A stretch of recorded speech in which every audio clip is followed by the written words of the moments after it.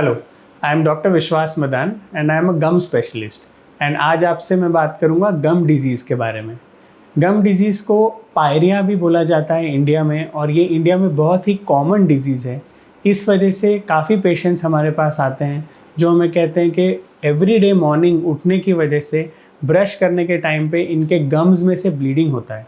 सो अगर आप भी वो पेशेंट हैं जिनके गम्स में से ब्लीडिंग होता है, माउथ से फाउल स्मेल आता है, या किसी भी तरीके का वीकनेस फील होता है टीथ के अंदर, तो हो सकता है कि आपको गम डिजीज़ हो। गम डिजीज़ जो है वो टूथ के आसपास प्लाक जमा होने की वजह से फॉर्म होता है। प्लाक यानी कि germs, bacteria, fungus and all collections of micro organisms और फूड मिल के ये प्लाक बनाते हैं, और प्लाक 21 डेज में हार्ड होकर कैलकुलस या टाटर बनाता है। ये टाटर सभी के माउथ में टीथ के गम लाइन के आसपास जमा हो जाती है, और जमा होने की वजह से गम्स में ये इन्फ्लेमेशन कॉज करता है। इन्फ्लेमेशन यानी कि गम्स की स्वेलिंग और गम्स में से ब्लीडिंग होना। सो इसको सबसे अच्छा तरीका इसे ट्रीट करने का गम की क्लीनिंग करवाना है। अब डरिए मत, गम की क्लीनिंग करने से या दांतों की क्लीनिंग करने से दांत बिल्कुल भी वीक नहीं होते हैं, या दांतों में किसी भी तरीके की प्रॉब्लम नहीं आती है, या दांत हिलना स्टार्ट नहीं करते हैं।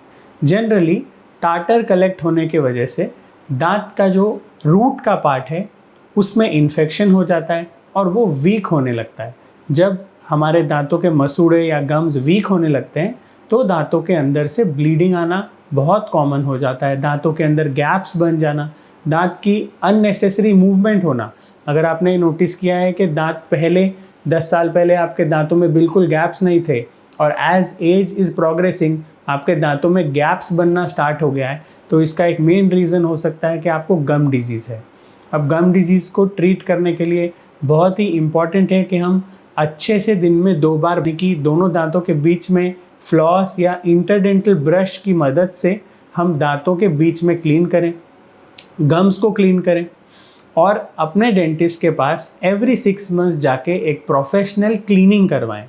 प्रोफेशनल क्लीनिंग से क्या होगा, हमारे टीथ के आसपास जो टाटर जमा हो जाता है, जो हार्ड प्लाक है जो कि ब्रश से नहीं निकलता है, ये टाटर को हम एक अल्ट्रासोनिक क्लीनर से निकाल पाएंगे।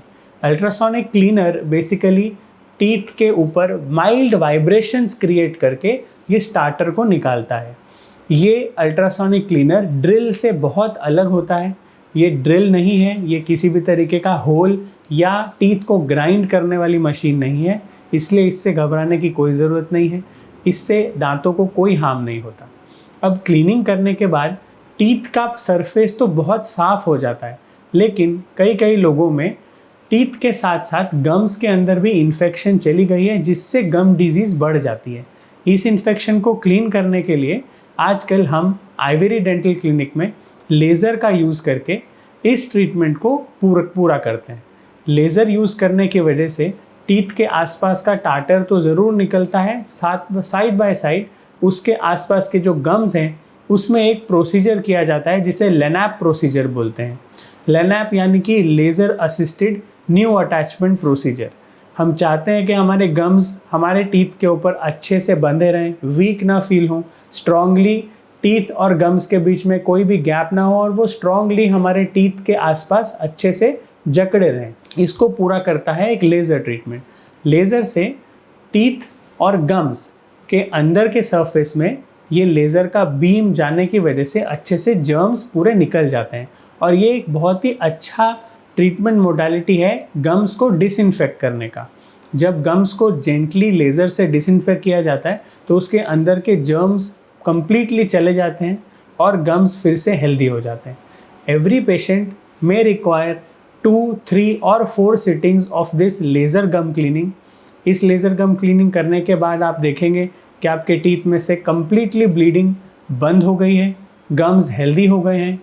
जो गैप्स हैं वो थोड़े से इंक्रीज़ होते हैं क्योंकि गम्स की स्वेलिंग चली जाती है, और स्वेलिंग चले जाने की वजह से ये गैप्स मोमेंटरीली आपको थोड़े बड़े दिखेंगे, लेकिन उनका ट्रीटमेंट भी किया जा सकता है।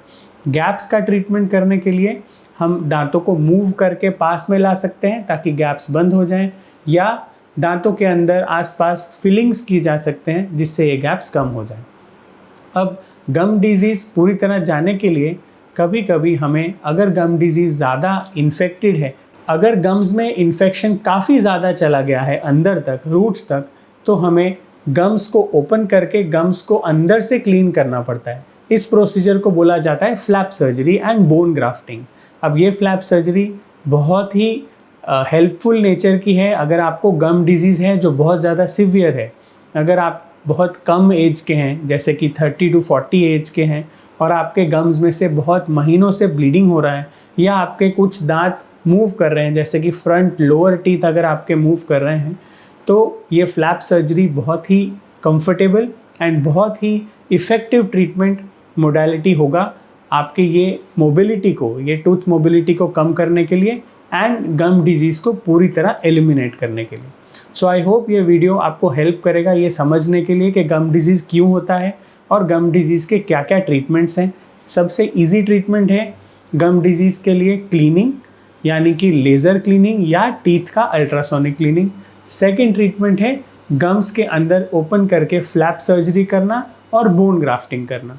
जब बहुत ज़्यादा डिजीज़ बढ़ जाता है तभी हम सजेस्ट करते हैं कि फ्लैप सर्जरी और बोन ग्राफ्टिंग से गम डिजीज़ को कंट्रोल किया जाए।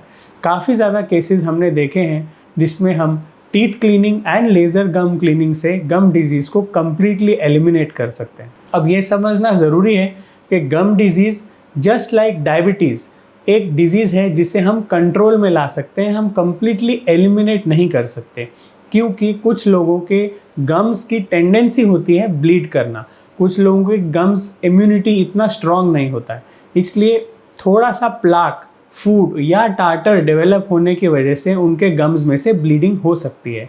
तो आप ज़रूर दिन में 2 बार ब्रश करें, फ्लॉस करें और एवरी 6 मंथ्स अपने डेंटिस्ट के पास जाएं और गम्स की और टीथ की अच्छे से क्लीनिंग करवाएं, ताकि ये डिजीज़ आपको कभी हो ना, और अगर हो गई है तो कभी दोबारा रिकर नहीं हो।